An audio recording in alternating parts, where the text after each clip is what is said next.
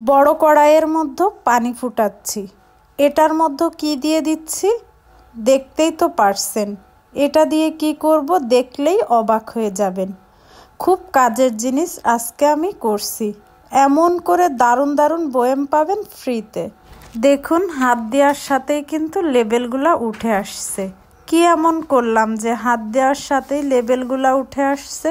তো আমি আপনাদেরকে এখন দেখাবো এই কঠিন কাজটা কিভাবে খুব সহজে করে ফেললাম। সামান্য একটা ট্রিক্স কিন্তু ফলো করলে আমার এই কাজটা হয়ে যাবে। 10 মিনিটের কাজ আমি 2 মিনিটেই করে ফেলছি। দেখুন কাচের জারগুলা একদম ঝকঝকে চকচকে। শুধুমাত্র একটা কাজ করেই কিন্তু আমি এই লেবেলগুলা ক্লিন করছি। অনেক সময় আমরা বাইরে থেকে এই কাচের জারগুলা কিনে থাকি, আবার দারাজেও কিন্তু এই কাচের জারগুলা সেল হয়। বাসায় কিন্তু অনেক রকম এই জার থাকে, ক্লিন করার ভয়ে কিন্তু আমরা রেখেই দিই বা ফেলে দিই। তো আমি আজকে এই পুরানো জিনিস দিয়ে নতুনের মতো চকচকে করলাম। দেখুন কাচের জার কিন্তু একদমই তৈলাক্ত ছিল, আর দেখুন লেবেলগুলাও কিন্তু খুবই আঠালো ছিল। এটা উঠানো সম্ভব না। শুধু একটা কাজ করছি যার কারণে জারগুলা অনেকটাই নতুনের মতো হয়ে গেছে। অনেকটাই না, একদমই নতুনের মতো। চলুন আজকে আমি এই গোপন টিপসটি আপনাদের সাথে শেয়ার করব। দেরি না করে আপনারাও ট্রাই করুন। আর আমার এই ভিডিওটা যদি কোনো অংশ আপনাদের কাছে ভালো লাগে তাহলে প্লিজ আমার চ্যানেলটা সাবস্ক্রাইব করে নোটিফিকেশন বেল আইকনটি অন করে রাখবেন। আর আজকে আপনারা কেমন হেল্প পেয়েছেন অবশ্যই আমার কমেন্টে জানিয়ে যাবেন। আমি ফার্স্টে একটা জার আমি আপনাদেরকে নিয়ে দেখাচ্ছি। তার দিয়ে কিন্তু ক্লিন হবে না। দেখুন অনেকটা ঘষার পরেও কিন্তু এই লেবেলটা উঠতেছে না। তো আমার একটা কাজের কারণেই এই লেবেলটা সহজেই আমি হাত দিয়ে উঠিয়ে ফেলছি। অনেকেই বলতে পারেন এগুলা কাজের না, তো আমি আপনাদের প্রমাণ সহ দেখিয়ে দিলাম। ফার্স্টেরটা দেখুন একদমই উঠতেছে না, আর সামান্য একটু উঠছে, তাও অনেক কষ্ট করে 5 মিনিট ঘষে নেওয়ার পরেই কিন্তু উঠছে। দেখুন আর আমি যে কাজটা করব এটা করার সাথে কিন্তু আপনি আপনার আঙ্গুল দিয়ে বা নখ দিয়ে সহজেই উঠিয়ে ফেলতে পারেন এই লেবেলটা। দেখুন এটা কিন্তু ভালোভাবে ক্লিন হয় নাই, এখনো কাগজটা কিন্তু থেকেই গেছে। দেখুন আমি আপনাদেরকে দেখিয়ে দিচ্ছি এর পরবর্তীতে আমি কি এমন করলাম সেটাই আমি আজকে শেয়ার করব। ভিডিওটা না টেনে সম্পূর্ণ দেখার অনুরোধ রইল। ভিডিওটার লেন্থ ঠিক রাখার জন্য আমি একটু লং করছি।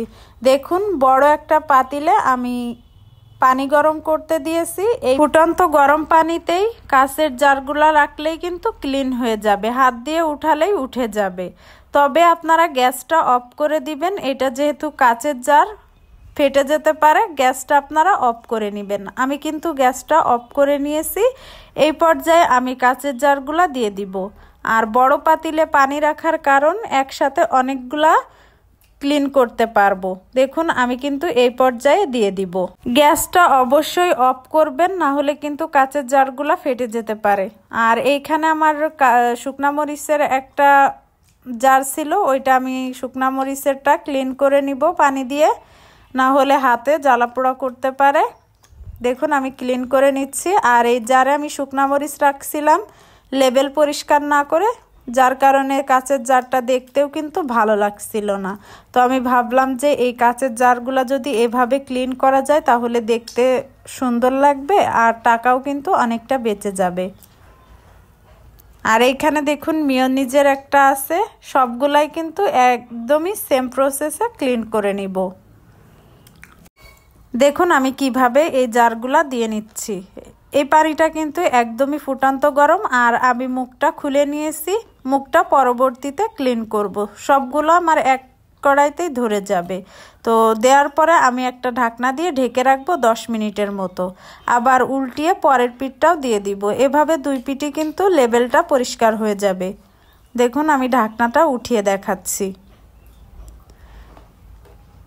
নিচের পিঠটা কিন্তু হয়ে গেছে গরম পানিতে। এবার উপরে যে পিঠটা ছিল ওইটা উল্টে দিব, তাহলে 2 পাশই কিন্তু গরম পানি সমানভাবে লেগে যাবে। আর এতে করে লেবেলটা খুব সহজেই পরিষ্কার হয়ে যাবে। হাত দিয়ে টান দেওয়ার সাথেই কিন্তু লেবেলটা পরিষ্কার হয়ে যাবে। সবগুলো জার আমার উল্টে নেওয়া হয়ে গেছে। এবার আমি আবারও ঢাকনা দিয়ে 10 মিনিট মতো রেখে দিব। এতে যত তেল চিটচিটে আছে তারপর লেবেল আছে সব কিছুই কিন্তু ক্লিন হয়ে যাবে খুব সহজেই। আমার ভিডিওটা ফুল ওয়াচ করলে আপনারা খুব সহজেই কিন্তু কাজটা করতে পারবেন আর অনেক টাকাই কিন্তু বাঁচাতে পারবেন। এতে করে বাইরে থেকে আর কাচের জার কিনে আনা লাগবে না আর দারাজ থেকেও আর অর্ডার দেওয়া লাগবে না।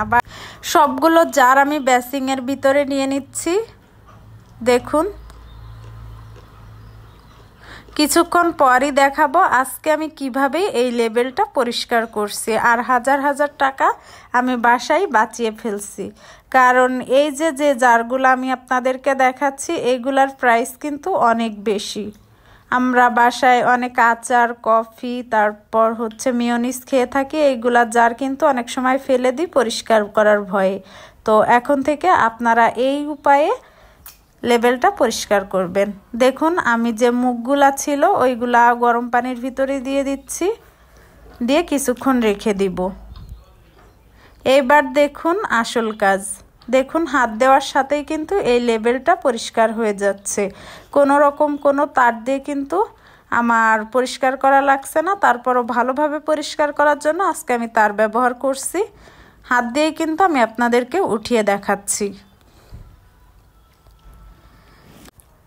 দেখুন আঙ্গুল দিয়ে কিন্তু আমি লেবেলটা পরিষ্কার করে ফেলছি।